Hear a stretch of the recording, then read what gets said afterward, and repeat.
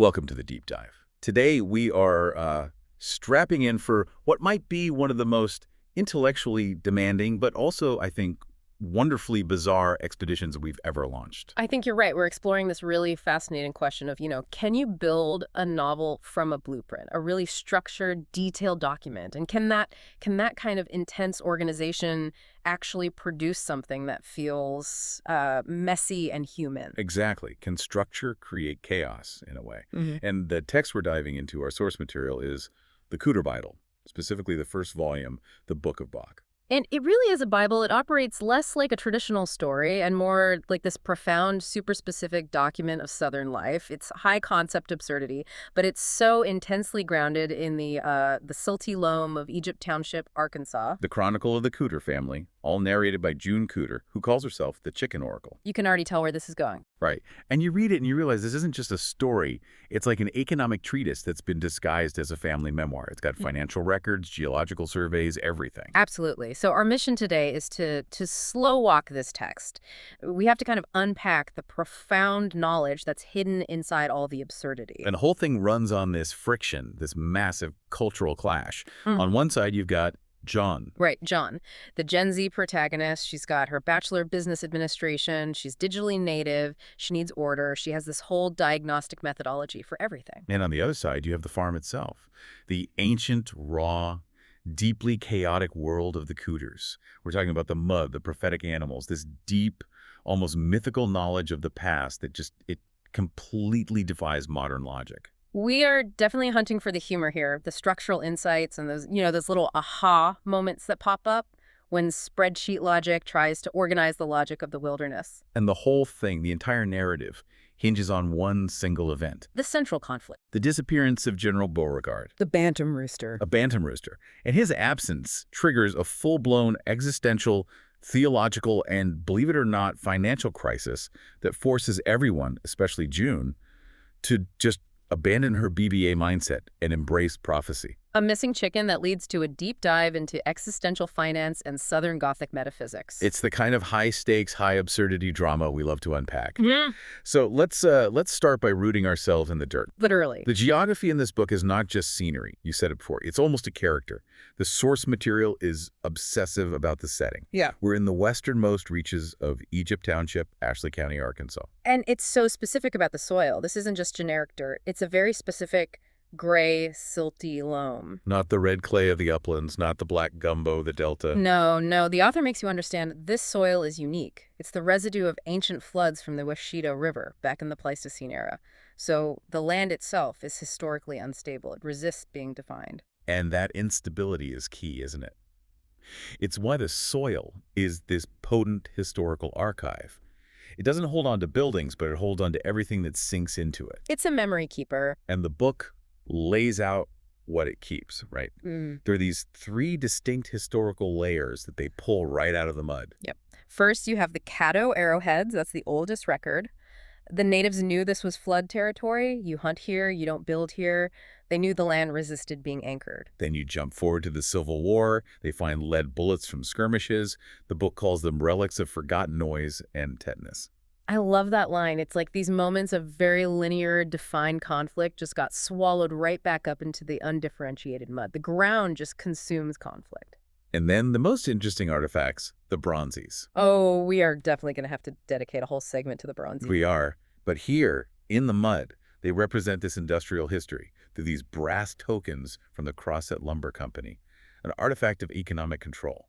The attempt to buy the souls of men with currency that could only be spent at the company's store. So the soil itself tells this whole story of natural instability, military violence, and corporate bondage. Which is why the Cooters exist there. Yeah. They're like the contemporary artifacts of this resistance to modernity. Exactly. They aren't defined as a family, but as a biological accumulation.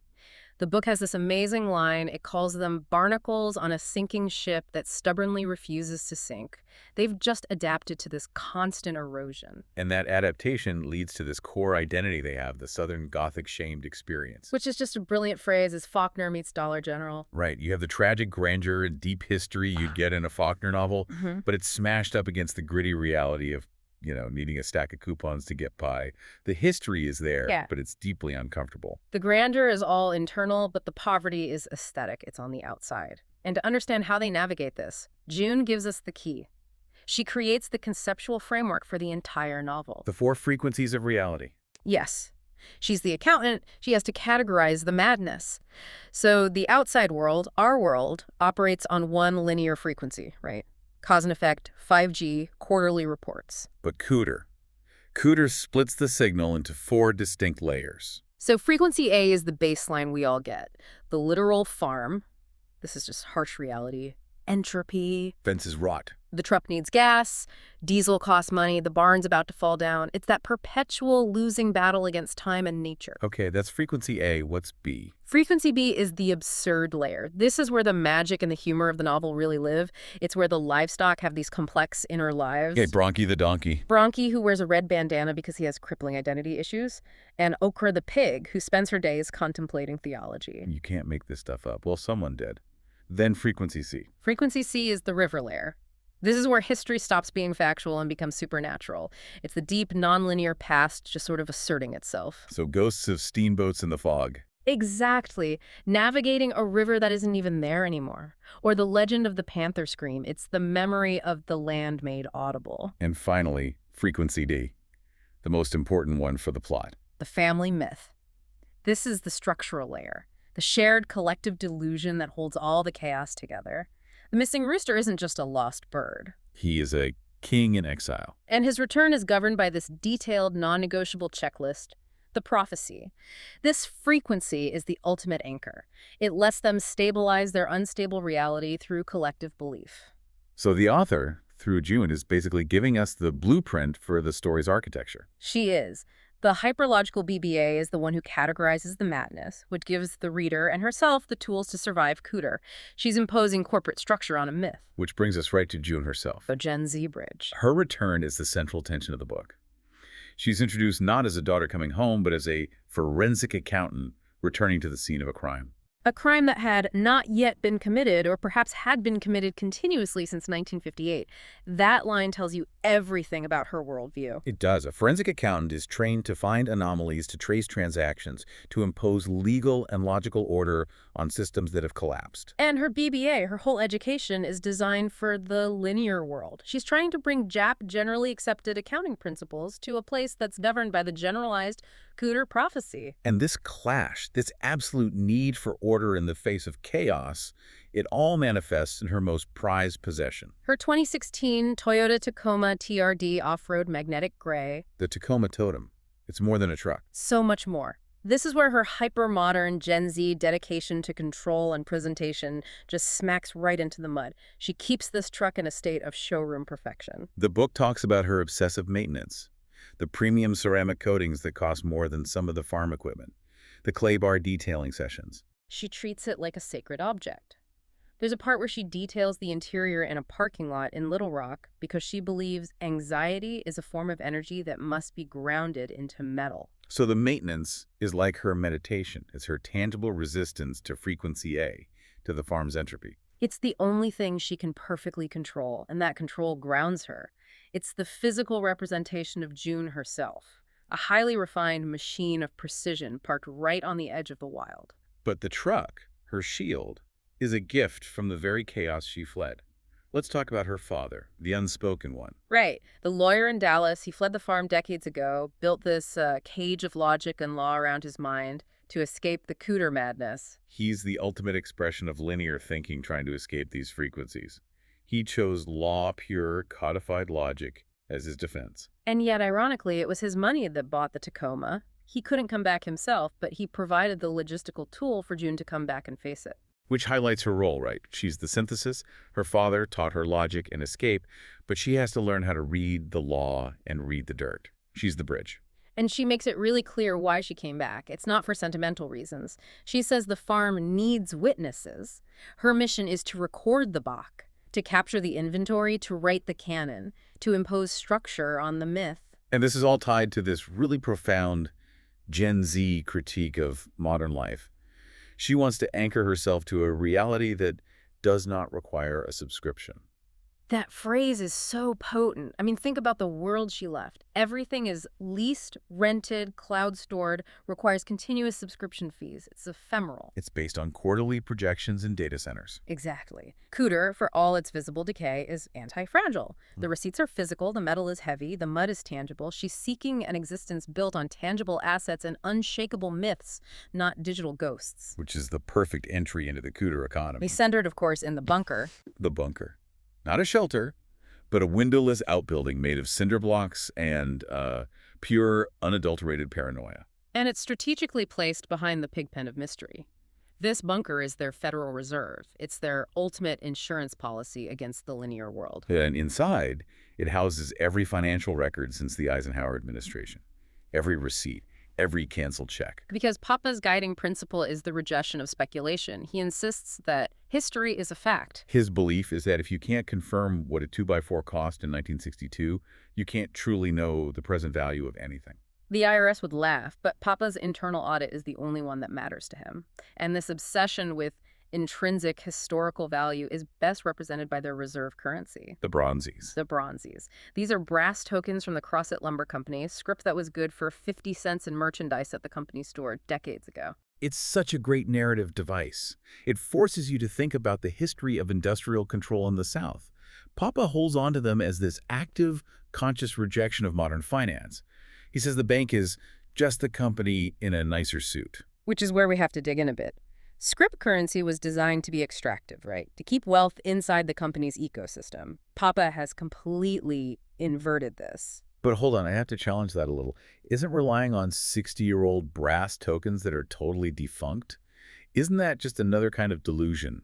A more tactile one maybe, but still a delusion? That's a great question, but the key is the intrinsic value versus the symbolic value. Digital money is pure symbol, right? It depends entirely on the grid and our collective belief. If the power goes out, it's gone. Exactly. The bronzes, though, they hold intrinsic value because they are brass. Papa's analysis is brutal and pragmatic. You can melt this down. You can make a bullet. You can make a fishing weight. I see. So it's a hard asset hedge against the collapse of the linear world. They're liquid not because you can trade them, but because you can repurpose them for survival. They're not just currency, they're material science. Exactly. Their wealth has to be able to bleed, sweat, or shoot back. And this philosophy leads them to their bizarre financial policy, The Christmas bonus policy. which of course happens in August. The policy is simple: $1,000 for every year of the recipient's age, paid in cash in advance, regardless of the season. Because, as they say, time is a flat circle in Egypt Township. And the purpose isn't generosity. It's their macroeconomic strategy for the Cooter Preservation Fund. It ensures that at least once a year, the family is temporarily liquid. They use that huge infusion of cash to avoid debt, credit cards, subscriptions. They pay for everything in full, in advance, even if they have to wait until August to do it. And we see this when Joon gets her funding for the expedition to find the general. She gets $22,000 in cash. A 22-year-old with a BBA accepting a stack of hundreds in a dusty cinder block bunker. It's just a perfect image. It really reinforces that aesthetic poverty theme. Yeah. They look dilapidated, but their real wealth, their liquidity, is tactile, hidden, and instantly deployable. But all that hidden wealth can't buy stability when the heart of the kingdom is missing. Which brings us to General Beauregard and the structural crisis he creates. He is the keystone of Frequency D. He's described as a military strategist trapped in the body of a bantam rooster. He has this undeniable charisma, and he wears a Medal of Honor, which is a big chief pencil box badge he found in the mud. So when he disappears in Chapter 2, it's not a lost pet. It's a crisis of political and theological structure. The myth has failed. So Joon, the rational actor, she tries to apply logic to magic first. She attempts electromancy. Divination by rooster. She casts corn in a specific spiral pattern, trying to treat the general's pecs as data points to predict the future, like the stock market or the river rise. She's trying to create a repeatable, data-driven magical system. But the medium is missing. The oracle is silent. The corn lies yellow and silent in the sun. And that failure of scientific magic forces her to fall back on the traditional family myth layer, the prophecy checklist. And that checklist is sort of managed by the matriarch, Memo. The voice of judgment, deferred dreams, and a profound consumer regret. She claims the general is a fraud, just a chicken who wants drama. But secretly, she's terrified. Yeah. She knows he's the keystone. His absence means their shared reality collapses. Hmm. And her inner conflict is symbolized by her pristine, unused 1968 white enamel O'Keefe and Merritt stove. Oh, that stove is such a powerful metaphor. She bought it, polished it, and then declared it too nice to dirty. So it just sits there, functionally useless. A monument to perfectionism and deferred potential. It's the perfect life she refuses to live because the risk of spoiling the perfect object is too great. And the prophecy checklist requires this sequence of very specific omens, many tied to these core family absurdities. First, you need the corn rattles in the tin. Right, from chapter 11. And it's not just wind. Joon notes it as a verified variable, a specific acoustic signature that starts the whole prophetic sequence. Second omen, memo size. A monumental event. It's this long, rattling exhalation of accumulated grievances. It's triggered when Joon pushes her about the tragedy of the unused stove, and Memo tries to dismiss it. She calls it a practice sigh, but Joon knows that was the sigh. Third, bronchi-freezes. The donkey with the identity issues has to stand motionless in the driveway, refusing to move. He becomes this physical anchor for the return, a monument to stubbornness, embodying the Cooter refusal to change. And the fourth, and most frustrating one for Joon. Okra grunts 3 times. Okra, the pick of mystery. The secondary oracle. She proves to be the ultimate obstructionist. She gets her tribute of moldy cheese and strawberries, delivers 2 perfect grunts, Uh-huh. and then delivers a loud, wet burp. No. A moment of profound comedic failure. Okra is using her prophetic powers for leverage. She's delaying the apocalypse for better accommodations. So the pig's burp is the pivot point. Joon realizes she can't just be a witness anymore. Exactly. Passive observation isn't enough. She has to become an active participant. She has to escalate the search into frequency C. Into the river layer. With the prophecy stalled by a theological pig, she has to go into the Marais Saline, the salt marsh, which the book calls a theological argument against drainage. The marsh is where the land refuses to be linear, refuses to be controlled, the perfect place for the supernatural to assert itself. And the first omen she finds there is auditory, the panther scream. And this isn't just a bobcat. It's the mythological shadow cat that feeds on fear. And this forces Joon into this immediate internal debate. Her rational mind, her BBA mind, remembers the Arkansas Game and Fish Commission saying a black panther sighting is a biological impossibility there. But her cultural self, her Cooter blood, knows what that scream is. And here's the synthesis we've been waiting for. She chooses to respect the myth. She declares the panther frequency C made audible. She doesn't deny the science. She just catalogs the myth as a verifiable data point in the Cooter reality framework. The chaos must be cataloged, not refuted. I like that. So we go from sound to sight with the legend of Rosemary's Light. The ghost on the tracks looking for her husband's decapitated head. A cheerful story. Very gothic. And the crucial sign is the light changing color. It turns from its usual pale yellow to a deep arterial red. This means the head, or maybe the general's, has been found, which escalates the danger. The stakes are now bodily. And then, around 3 a.m., she gets the most visual proof of time overlaying itself. The steamboat ghosts. In the deep marsh fog, she hears a steam engine chuff, and sees the twin lanterns of ghost ships like the Homer, And they're navigating the river as it existed a century ago. asserting the old channel over the current geography. It's a spectacular visual. The past is commuting. It just hammers home that Cooter operates on multiple timelines at once, And her journey through frequency C ends at the Mounds of God. which aren't geological features. In Cooter canon, they're where God flicked off the mud from his hands after creation. They are monuments to divine disgust and celestial exhaustion. And it's there, on a monument to primordial messiness, that she finds the proof. The impossible, pristine 3-inch chicken track, 3 inches. A bantam rooster track that size is biologically impossible. which confirms the general has transcended his physical state. He's grown to match his ego and his title. The myth is now physically verifiable data. It's a huge aha moment. Cooter isn't just crazy. It's operating on verifiable, just non-linear physical laws. The chaos has structure. So with that confirmed, Joan knows her duty isn't to wait anymore. She has to actively complete the prophecy herself. She can't let a self-sabotaging pig stall the apocalypse. Which leads to her most proactive BBA meets absurdity move. Manufacturing the atmosphere. This is the moment the forensic accountant becomes the set designer for destiny. The prophecy requires the wind to shift and to smell specifically of hay and heartbreak. The wind was stuck, So she decides to create the required atmospheric conditions herself, Using the burn barrel. using the burn barrel. She gathers the ingredients with this meticulous precision. The hay provides the base scent, but heartbreak required artifacts. So he uses old progressive farmer magazines. Exactly. Artifacts of failed hope. The dreams of efficiency and technology and success that were promised to farmers that never came true. For the Cooters, those magazines are documents of profound economic heartbreak. And the catalyst, Cheap brute cologne. of course. The scent of high school dances and inevitable rejection. She pours the brute over the dry hay and the failed dreams and lights it. And the smoke that drifts across the compound, it smells of burning grass, old paper, cheap musk, and failed expectations. That manufactured tragedy causes the wind to shift, the corn to rattle, And Okra, the pig who had been sitting on the valve of destiny, finally delivers the 3 required grunts. The prophecy is completed by forced induction. so the general returns. But it's not glorious, is it? No, it's beautifully anticlimactic. He returns not as a king descending from the heavens, but as a biological disaster. Battered, muddy, missing feathers, limping. He has integrated the flop. He didn't conquer the chaos, he survived it. He confronted the entropy of frequency A and the mythical dangers of frequency C and came back scarred but whole. He's been initiated into the chaos of the marsh. And the other animals acknowledge this change. He pecks the donkey, Okra bows her head. He has restored the hierarchy through sheer messy survival. Which brings us to Joon's ultimate realization. She finally understands her true function. She is the bridge and the synthesis. She's the only one who can analyze the financial records in the bunker and interpret the prophetic sighs of her grandmother. She holds the cash in the clay bar. She completely rejects the floating, ephemeral world of her BBA training.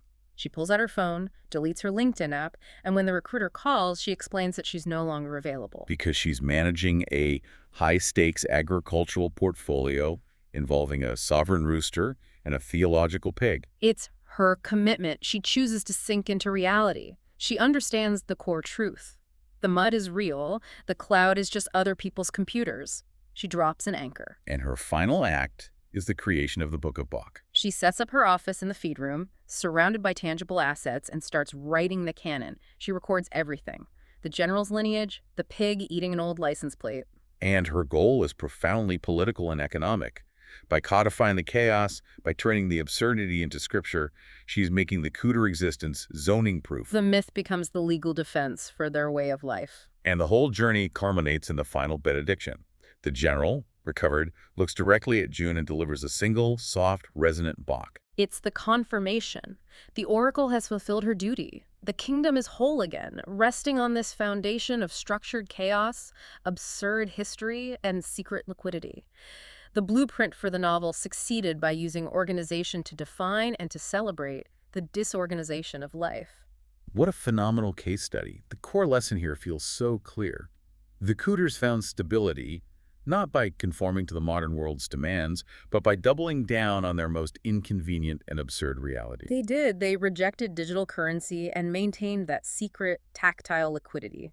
Their lifestyle is the ultimate rejection of modern consumerism. They pay in advance, they store wealth in metal and cash. And they use obsessive rituals like the Tacoma detailing to maintain emotional order rather than spending money on high-interest repairs. It's the power of aesthetic poverty. They look crazy, but they're organized. They look poor, but they are financially anti-fragile. The myth is their strongest asset. And General Beauregard proved that the structure of belief frequency D is ultimately more powerful than the structure of external reality. By creating the canon, Joon ensures the chaos is preserved, not eliminated.